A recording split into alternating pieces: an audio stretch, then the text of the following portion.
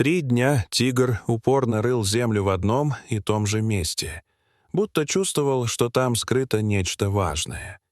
Рабочие сначала лишь наблюдали, но когда наконец увидели, что именно откопал тигр, по их спинам пробежал холод. Дорогие зрители, напишите в комментариях, где вы находитесь. Нам правда интересно узнать, из какого вы города. Приятного просмотра. Бескрайние влажные джунгли, раскинувшиеся вдоль мутной извилистой реки, обычно наполненные непрерывным стрекотом насекомых, пронзительными криками птиц и гулким эхом далеких звериных голосов, в те дни словно замерли, затаив дыхание под тяжелым зеленым пологом, подавленные странным и пугающим поведением своего самого скрытного и опасного хищника. Группа документалистов под руководством настойчивого и упрямого режиссера Джейсона Миллера, рассчитывавшая получить редкие кадры жизни диких животных в сезон спаривания, оказалась заперта в старом деревянном домике заброшенной биологической станции, который внезапно превратился в осажденное убежище посреди непролазных зарослей. Прямо у порога расположился огромный тигр. Его массивное тело почти сливалось с пятнами света и тени, а глаза, лишенные привычного хищного блеска, неподвижно и настойчиво смотрели на перекошенную входную дверь, словно он ожидал чего-то, что находилось по ту сторону. На протяжении 3 долгих и изматывающих дней зверь вел себя вопреки всем известным законам природы. Он полностью игнорировал проходящих неподалеку оленей и диких кабанов, не приближался к воде, хотя жара стояла удушающая, и лишь время от времени издавал низкое глухое рычание, когда внутри домика раздавался малейший звук или кто-то из людей рисковал приблизиться к окну. Напряжение внутри росло с каждым часом, сгущаясь в тяжелый, почти осязаемый страх, который словно пропитывал воздух и не давал дышать полной грудью. Оператор Эмили считала шаги хищника, стараясь по ритму его движения понять намерение зверя. Звукорежиссер Майкл шепотом повторял обрывки молитв, пытаясь заглушить нарастающую панику, а молодой стажер Райан не сводил глаз с узкой полоски света под дверью, где время от времени появлялась тень огромной головы, и каждый раз сердце его замирало, когда тень останавливалась. Тигр не пытался ворваться внутрь и не предпринимал попыток нападения. Он словно нес бесконечную вахту, охраняя невидимую границу, смысл которой оставался людям непонятен.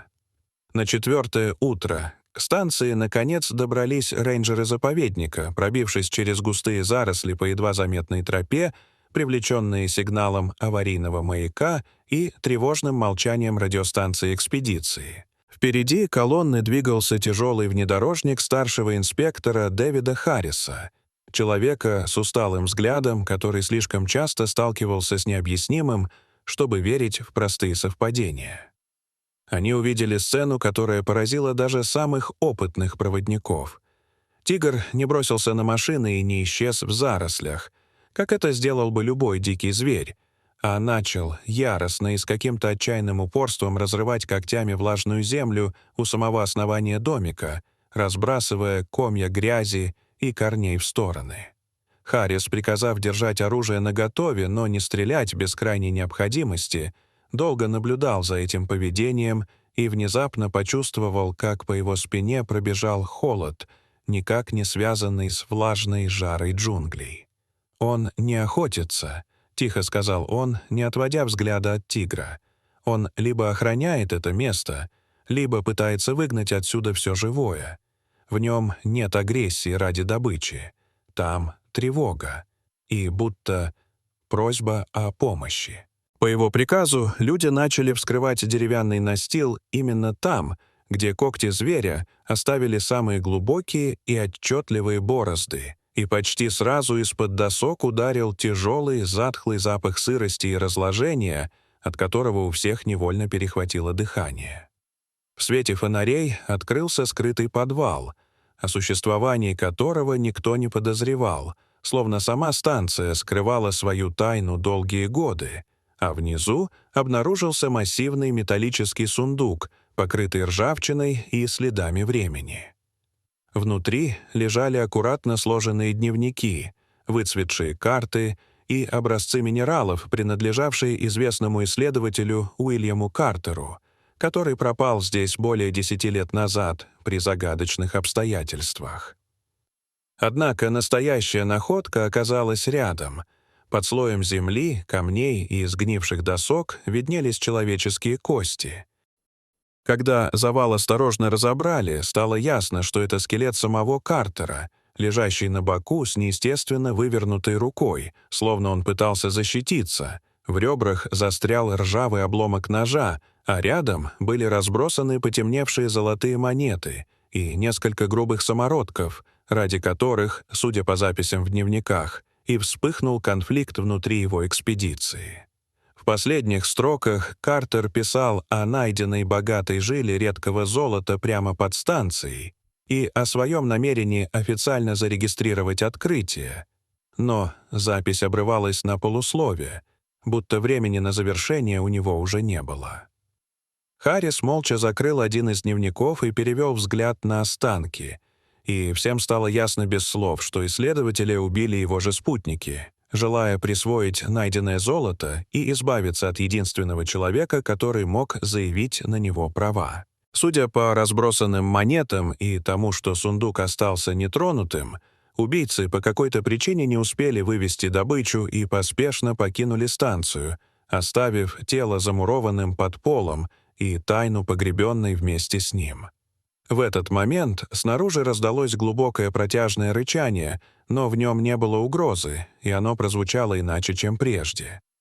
Тигр стоял у вскрытого проема и смотрел вниз, словно все это время ждал, когда люди наконец откроют скрытое под землей. Старый смотритель заповедника, прибывший вместе с рейнджерами, вдруг вспомнил рассказ своего деда о молодом ученом, который много лет назад подкармливал осиротевшего тигренка неподалеку от лагеря исследователей, и говорил, что зверь долго держался рядом со станцией, не проявляя агрессии к людям, а после исчезновения Картера тоже пропал без следа. Харрис посмотрел на тигра и тихо произнес, что, возможно, перед ними тот самый зверь, который просто не ушел, а ждал. Хищник медленно приблизился к краю раскопа, вдохнул тяжелый воздух и издал тихий, почти жалобный звук, от которого у людей сжалось сердце. Он копал не из ярости и не из голода. Он искал того, кого когда-то знал, того, кто делился с ним водой и пищей в тяжелые времена, и чье исчезновение он, возможно, так и не смог понять. Когда останки осторожно подняли и накрыли тканью, тигр перестал рычать и лег неподалеку, не сводя взгляда с людей, словно убеждаясь, что они не причинят вреда тому, кого он все это время, сам того не понимая, охранял. К вечеру, когда тяжелое солнце начало медленно опускаться за плотную стену деревьев и джунгли окрасились в густые темно-зеленые и багряные оттенки, Харрис приказал опечатать находку, а золото изъять как вещественное доказательство, чтобы спустя годы правда наконец была установлена и зафиксирована официально. И только когда тело ученого вынесли из подвала, тигр медленно поднялся, издал короткое глухое рычание, больше похожее на прощание, и неторопливо ушел в глубину джунглей, растворившись среди лиан и теней, оставив людей в тишине с тяжелым осознанием того, что верность иногда переживает не только предательство, но и саму смерть. Дорогие зрители, что вы думаете об этой истории? Расскажите, пожалуйста, в комментариях. А если вам понравилось это видео, то ставьте лайк и подписывайтесь на наш канал. До свидания.